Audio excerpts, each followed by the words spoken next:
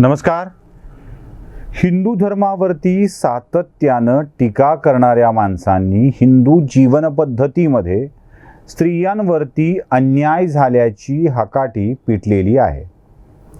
आपण ज्या वेगवेगळ्या भागांमध्ये या आक्षेपांवरती बोलणार आहोत त्यापैकीच हा एक भाग आहे. पुढे अजून अनेक भाग येणार आहेत.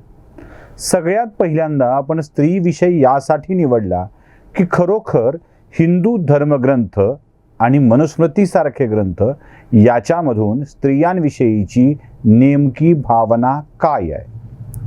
न स्त्री स्वातंत्र्य महर्ती असा एक श्लोक जो अर्धवट दाखवला जातो, सांगितला जातो, त्याचा आधार घेऊन स्त्रीला प्राचीन काळामध्ये कधीच स्वातंत्र्य दिलं गेलं नाही, त्यांना नेहमीच बंधनात ठेवलं असा आक्षेप घेतला जातो. पहिल्यांदा तो श्लोक काय आहे ते नीट बघा, वाचा. आता मी याचा तुम्हाला अर्थ सांगतोय. स्त्री जिचं रक्षण तिच्या कौमार्याच्या काळामध्ये तिच्या पित्यानी करावं, नंतर तारुण्यात तिच्या पतीनी करावं आणि वृद्धापकाळी तिच्या पुत्रांनी करावं असं म्हटलंय. आता याच्या पुष्ट्यर्थ मनुस्मृती हा एक श्लोक सांगून थांबलेली नाही आहे. त्याच्या आधी सुद्धा मनुस्मृतीनं एक श्लोक सांगितलेला आहे. तो 5व्या अध्यायातला आहे, तो तुम्हाला दिसतोय. त्या श्लोकामध्ये मनुस्मृती असं म्हणते आहे की बाल्यावस्थेमध्ये पित्यानी आणि तिला पाणीग्रहणासाठी होईपर्यंत म्हणजे यवनात तिचं पाणीग्रहण झाल्यानंतर पतीनं म्हणजे ज्याचं पाणीग्रहण केलंय त्यानं, पाणीग्रहण हा शब्द, पाणी हा संस्कृत शब्द आहे, हात अशा अर्थाने घ्यायचा आहे, आणि त्यानंतर पुत्रांनी तिचं रक्षण करावं. आता या श्लोकांचा अर्थ काय होतो? ती स्वतंत्र नाही आहे असा होत नाही आहे. ती ऑल टाइम प्रोटेक्टेड आहे असा त्याचा अर्थ होतो. सदा सर्व काळ ती सुरक्षित राहिली पाहिजे याची काळजी वेगवेगळ्या पुरुषांनी घेतली पाहिजे असं मनुस्मृती सांगते आहे. पण आपल्याकडं तिला स्वातंत्र्य नाहीच अशा अर्थाने ह्याचा आक्षेप घेण्यात आला. बरं, या अशा दाव्यांच्या मध्ये आणखी एक श्लोक जो तुलसीदासांच्या रामायणातील आहे तो देखील सांगितला जातो, आणि तो म्हणजे ढोर गवार शूद्र नारी सभी ताडन के अधिकारी. यातला ताडन हा शब्द मारणे या अर्थाने घेतला जातो, म्हणजे मारणे, ताडणे अशा अर्थाने घेतला जातो. एक गोष्ट आपण विसरतोय आणि ती म्हणजे तुलसीदासांचं रामायण हे अवधी भाषेतलं आहे, म्हणजे अवधी भाषेत ते लिहिल्या गेलेलं आहे. जसा मराठीत मराठवाडी भाषेत शब्दाचा अर्थ बदलतो, तो पश्चिम महाराष्ट्रात वेगळा असतो. कोल्हापुरात रांडीच्या हा शब्द प्रेमानं उच्चारायचा आहे, पण मराठवाड्यात या शब्दाचा अर्थ वेगळाच होऊन जातो. तसं हिंदीमधल्या वेगवेगळ्या भाषेतील शब्दांचे अर्थ वेगवेगळे होत जातात. ताडना या शब्दाचा अवधी शब्द जर असेल तर त्याचा अर्थ बघणे, कायम बघणे असा होतो. सतत टक लावून बघणे, निरीक्षण करणे असा होतो. आता या वाक्याचा अर्थ काय होतो जरा नीट बघा. ढोर म्हणजे पशु, गंवार म्हणजे अज्ञानी, शूद्र म्हणजे जे सेवा करतायत ते, चातुर्वर्ण्यातला शेवटचा वर्ण, चौथा वर्ण, शेवटचा वर्ण हा शब्द सुद्धा अयोग्य आहे, चौथा वर्ण, आणि नारी म्हणजे स्त्री हे कायम निरीक्षणात असले पाहिजेत. पुन्हा हाच शब्द आहे, ऑल टाइम प्रोटेक्टेड. पण या अर्थाने ही ओळ नाहीच आहे हे विसरतात आपण. ही कधी आली आहे ओळ? तुलसीदासांच्या रामायणामध्ये ही ओळ तेव्हा आली आहे जेव्हा राम लंकेला जाण्यासाठी रामेश्वरच्या समुद्र किनाऱ्यावरती, धनुष्यकोडीच्या किनाऱ्यावरती उभे आहेत. त्यांना लंकेत जाण्यासाठीचा मार्ग हवाय, तो मार्ग मिळत नाही आहे. राम समुद्राची प्रार्थना करतात पण समुद्र मार्ग दाखवत नाही. राम प्रचंड चिडतात, आपला बाण काढून सांगतात की हे सागरा, तू मला मार्ग देणार नसशील तर रामाचा क्रोध तुला आता दाखवावा लागेल. मी तुला माझ्या एका बाणात शुष्क करू शकतो. या रामाच्या वचनानंतर अशी कथा सांगितली जाते की प्रत्यक्ष समुद्र समोर उभा राहिला आणि रामाला म्हणाला, हे प्रभू जगतपालका, तुम्ही माझे निर्माते रक्षणकर्ते आहात. मी तुमच्याच आदेशाने इथे आहे. तुम्हीच मला जडत्व बहाल केलेलं आहे, सजीवत्व नाही. आणि जडत्वाला चेतना नसते. त्यामुळं तुम्ही जी माझ्याकडून अपेक्षा करत आहात ती मला पूर्ण करणं शक्य नाही. उलट तुमच्याकडंच काही चांगली गुणी लोक आहेत जे माझ्यावरती सेतू बांधू शकतात आणि मग आपण सेतू बांधून जावं. हे देवा, तू ज्या ज्या लोकांना हे जडत्व दिलेलं आहे त्या त्या लोकांचं रक्षण करणे देखील तुझी जबाबदारी आहे. हे सांगत असताना तुलसीदासांनी आपल्या रामायणामध्ये ढोर गवार शूद्र नारी सभी ताडनके अधिकारी हा शब्द वापरून अधिकाधिक उपमेच्या रूपानं, प्रतिकांच्या रूपानं, प्रतिमेच्या रूपानं हा विषय अधिक सुकर करून सांगण्याचा प्रयत्न केला आहे. म्हणजे ढोर ज्याला स्वतःची बुद्धी नसते किंवा तो मनुष्याप्रमाणे वर्तन करू शकत नाही पण मनुष्य उपयोगी आहे, त्याची काळजी घेतली गेली पाहिजे. अज्ञानी माणसाला जगात वर्तन कसं करावं हे माहीत नसतं, त्याची काळजी घेतली गेली पाहिजे. शूद्र आपली सेवा करत असतो, वेगवेगळी कामं करत असतो, त्याचीही काळजी घेतली पाहिजे. मी नमामि शूद्रम या आधीच्या व्हिडिओमध्ये ते सांगितलेलं आहे. त्यासोबत स्त्री तिचीही काळजी घेतली पाहिजे. हे सगळे ऑल टाईम प्रोटेक्टेड आहेत. अशा अर्थाने तो श्लोक आहे, पण त्याची मांडणी मात्र वेगळ्या पद्धतीनं केली गेली. मनुस्मृती आपल्याकडं स्त्रियांना त्रासदायकच होती अशा स्वरूपात त्याची मांडणी करण्याचा प्रयत्न झाला. खरंच पुराण काळापासून स्त्रियांची अवस्था वाईट होती का? खरोखर स्त्रियांना वाईटच वागवलं जात होतं का? मनुस्मृतीचा कालखंड किंवा त्यानंतरचा वैदिक कालखंड हा असाच होता का? हे सगळं समजून घेण्याआधी मनुस्मृती मध्ये जे काही अजून श्लोक आहेत तसे खूप आहेत, पण नमुना म्हणून मी तुम्हाला काही श्लोक आणि त्याचे अर्थ सांगतो आहे. सगळ्यात पहिल्यांदा जो आपण एक श्लोक नेहमी म्हणतो, नेहमी त्याच्याविषयी आपण बोलतो, प्रत्येक ठिकाणी तो लिहिलेला असतो आणि तो श्लोक म्हणजे यत्र नार्यस्तु पूजन्ते रमन्ते तत्र देवता. आता हा मनुस्मृतीमधला जो श्लोक आहे त्याचा अर्थ काय होतो? जिथे नारीची पूजा होत असते तिथे देवांचा वास होतो. पूजा या अर्थाने नव्हे की हळदी कुंकू फूल वाहिलंय आणि अभिषेक केला वगैरे अशा अर्थाने पूजा नव्हे. सन्मान या अर्थाने जिथे नारीचा सन्मान होत असतो तिथे देवतांचा वास असतो आणि त्या सन्मानानं तुम्हाला सर्व ती फळं मिळत असतात. मनुस्मृती हे सांगते आहे. ही मनुस्मृती स्त्रियांना असा दोष देईल का किंवा स्त्रियांना कमीपणाची जाणीव करून देईल का? म्हणजे एका ठिकाणी पूजा करायला सांगायची आणि दुसऱ्या ठिकाणी खेटराणी पूजा करायला सांगायची असं सांगणारा माणूस विरळाच असेल हो. असा विरोधाभास कुठे नसतो. बरं, दुसरा एक श्लोक आपण बघूया जो तुम्हाला स्क्रीनवरती आता दिसतोय. त्या श्लोकाचा अर्थ काय आहे? हा 3ऱ्या अध्यायातला 57वा श्लोक आहे. ज्या कुळातील स्त्रिया आपल्या पतीच्या भ्रष्ट आचरण अथवा व्यभिचार या दोषाने पीडित असतात त्या कुळाचा शीघ्र नाश ठरलेला असतो. ज्या कुळातील स्त्रिया पुरुषांच्या उत्तम आचरणाने प्रसन्न राहतात त्या परिवाराची सदा सर्व काळ वृद्धी होत असते. चला अजून जरा पुढे जाऊया, कारण मनुस्मृतीनं सांगितलं काय हे जरा नीट समजणं आवश्यकच आहे.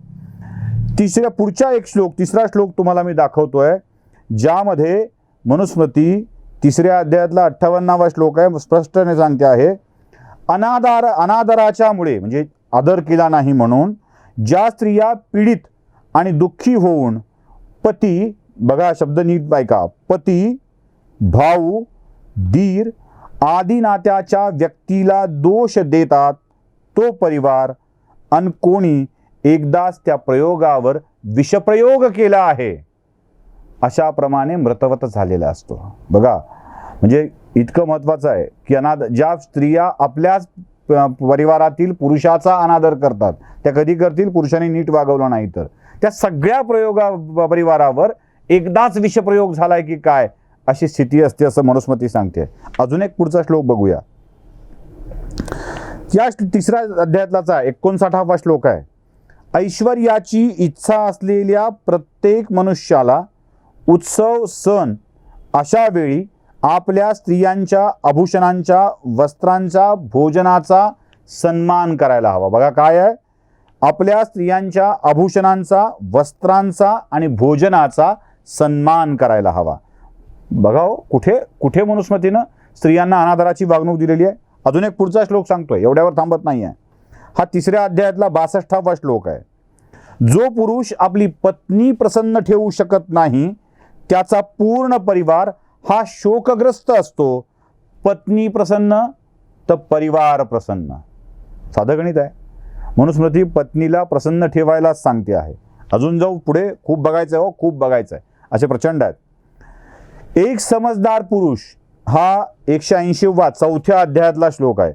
एक समजदार पुरुष माता, पिता आणि पत्नी सोबत वाद न घालता जगत असतो. याचा अर्थ आपल्या माता, पिता आणि पत्नी सोबत व्यक्ती समजदारीनंच वागला पाहिजे असा होतो. पत्नी आणि मातेशी वाद घालू नये असंही मनु सांगतो. 9व्या अध्यायातला 26वा श्लोक अजून एक आपल्याला बघायचा आहे.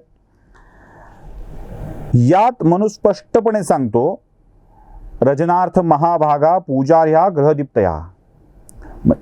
ह्या सगळ्या श्लोकांचे अर्थ आपल्याला काय आठवण करून देत आहेत की आम्ही स्त्रियांसोबत चांगलंच वागलं पाहिजे.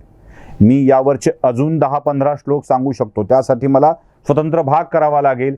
इतकं स्त्रियांची काळजी घेण्याविषयी मनुस्मृतीनं सांगितलेलं आहे. मी सांगितलेलं आहे हा शब्द वापरतोय. आता कोण आपल्या स्वार्थासाठी कुणी घुसडणार असेल, म्हणजे हा ब्राह्मणांचा पण दोष आहे. ब्राह्मणांचा म्हणजे त्या काळातल्या ब्राह्मणांचा ज्यांनी मनुस्मृतीचा उपयोग आपल्या स्वार्थासाठी केला, त्यांचा पण दोष आहे. काही घुसडलेले असू शकतात आणि त्या लोकांनी हे आता घुसडलेलं काय आहे हे बाजूला काढून त्याची नीटशी मांडणी करायला पाहिजे.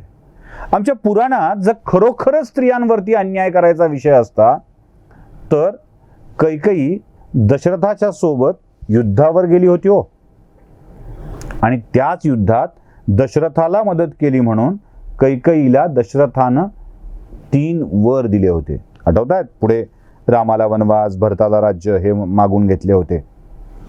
आता जर कैकेयी युद्धावर जाऊ शकत असेल तर स्त्रियांना सन्मानाचं स्थान होतं. सीतेच्या सन्मानाला धक्का लागला म्हणून रामायणाचं युद्ध झालं. द्रौपदीच्या पदराला हात लागला म्हणून महाभारताचं युद्ध झालं. भीमाची प्रतिज्ञा आठवते आहे. आपल्या पत्नीच्या पदराला हात घालणाऱ्या दुःशासनाची छाती फोडून त्याचं रक्त पिण्याची प्रतिज्ञा बलदंड भीम करतो. ते स्त्रियाचं सन्मान राखण्यासाठीच. आमच्या पुराणात स्त्रियांना सन्मान होता. त्यांना वेदाध्ययन करण्याचा अधिकार नव्हता असं कोण्या उपटसुंभानं सांगितलं आणि कोणत्या उपटसुंभानं ते पाळलं याचा देखील विचार करायला हवा. शंकराचार्य भारती हे नाव लावतात ते कुठून आलं? महर्षी मंडन मिश्राच्या पत्नी भारती मंडन मिश्र वेगवेगळ्या ऋषींच्या शास्त्रार्थामध्ये न्यायदानाचं काम करत होत्या, न्याय देण्याचं काम करत होत्या, निवाडा देण्याचं काम करत होत्या. त्यांच्या बुद्धिमत्तेला बघून शंकराचार्यांनीच सांगितलं की यापुढे माझी एक शाखा तुझं भारती हे नाव लावेल. तिथून तर आलंय हे नाव. द्रौपदी, कण्णगी, गार्गी, मीरा, दुर्गावती, चेन्नम्मा, अहिल्या, किती नावं सांगावी. पुराणापासून इतिहासापर्यंत आमची अनेक नावं आहेत हो. आणि याच गोष्टींची काही गीतं आठवण करून देत असतात. पुरुष काय पण स्त्रिया ही लढल्या, परंपरा ही अमुची, काय तुम्हा ठाऊक लढली विरांगणा झाशीची, दाभाड्याची उमा आणि चेन्नम्मा कित्तूरची. किती नावं सांगावी. इतिहासानं, पुराणानं आमच्या इथं स्त्रियांना सन्मानाचं स्थान दिलंय. कोणीतरी उपटसुंभानी याचा अर्थ चुकीचा लावला, जसा हवा तसा सांगितला. खास करून हे ब्रिटिश पद्धतीमध्ये झालं. संस्कृतचं भाषांतर इंग्रजीत केलं गेलं आणि इंग्रजीतलं ज्ञान हे संस्कृतामधलंच आहे असं गृहीत धरून ब्रिटिशांनी जे पेरलं ते आमच्याकडे उगवलंय हो. अन्यथा संस्कृतमध्ये ज्या मूळ ग्रंथात त्याचा उल्लेख आहे तो असा कधीच सापडणार नाही. वाल्मिकी रामायणातल्या मूळ कथा बदलून सांगायच्या, महाभारताच्या कथा बदलून सांगायच्या आणि कधी कधी गल्ला भरू आणि पोट भरू, हा शब्द जाणीवपूर्वक मी वापरतोय, गल्ला भरू आणि पोट भरू मंडळी जेव्हा या कथा सांगून आपलं पोट भरू लागली. खरं तर याविषयी सुद्धा मनुस्मृतीनं स्पष्टपणे सांगितलंय, जो कुळाचं नाव सांगून बापाचं नाव सांगून अन्न खातो तो वांती करून खाल्ल्यासारखं असतं असं मनुस्मृती स्वतः सांगते. पण तरीही आमच्याकडच्या गल्ला भरू आणि पोट भरू मंडळींनी याचा खरा अर्थ कधीच सांगितला नाही. म्हणून आमच्या धर्मग्रंथातली स्त्री अन्याय होतो तिच्यावर अशा स्वरूपात ती मांडल्या गेली. पण तसं नव्हतं. ती पराक्रमी होती, ती ज्ञानी होती, ती वेदांचं अध्ययन करायची, ती युद्धाला जायची, ती शास्त्रार्थ करायची, ती विदुषी होती, ती आदरणीय होती आणि ती ऑल टाईम प्रोटेक्टेड होती. या ऑल टाईम प्रोटेक्टेड स्त्रीला आम्ही आमच्या लोकांनीच या प्रश्नाची उत्तरं न देऊन ती बंदिस्त होती अशा स्वरूपाची मांडणी केली आणि खरी गडबड इथे झाली. मित्रहो, हे आणि असे अनेक विषय घेऊन पुन्हा आपल्याकडं मी येणारच आहे. जे विषय मला उत्तम पद्धतीनं मांडता येतील ते विषय घेऊन येणार आहे. यावर वाद अनेक होऊ शकतील, चर्चा अनेक होऊ शकतील. माझ्या मताशी आपण सहमत असाल असं अजिबात नाही. त्यावर आपण वाद निसंकोचपणे घालू शकता. अपेक्षा एकच आहे की ज्यांना या विषयातल्या त्रुटी आहेत त्या सभ्य भाषेत मांडाव्यात आणि ज्यांना हे चूक आहे वाटतंय त्यांनी देखील याची जाणीव करून द्यावी. ज्यांना हे बरोबर वाटतंय त्यांनी दुसऱ्यापर्यंत पोहोचवावं एवढीच विनंती करतो आणि आजच्या भागापुरता थांबतो. पुन्हा येणारच आहेत यातले नवे विषय घेऊन. नमस्कार.